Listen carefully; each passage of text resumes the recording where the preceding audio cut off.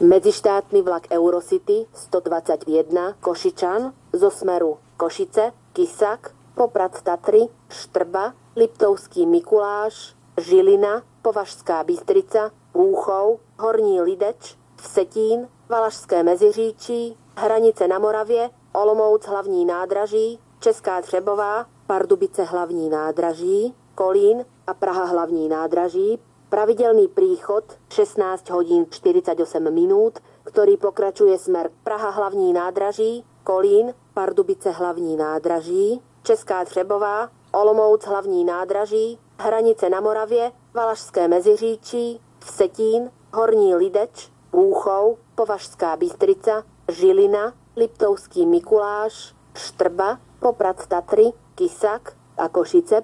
Pravidelný odchod 16 hodín 54 minút príde k nástupišťu 3, koľaj 3.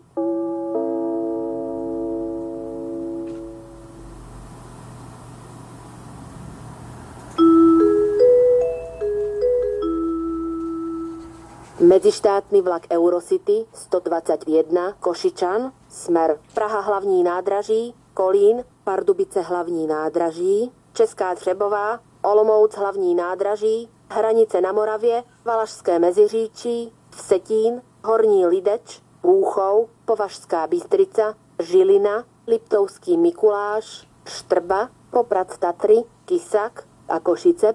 Pravidelný odchod 16 hodín 54 minút stojí pri nástupišti 3, koľaj 3, pripravený na odchod.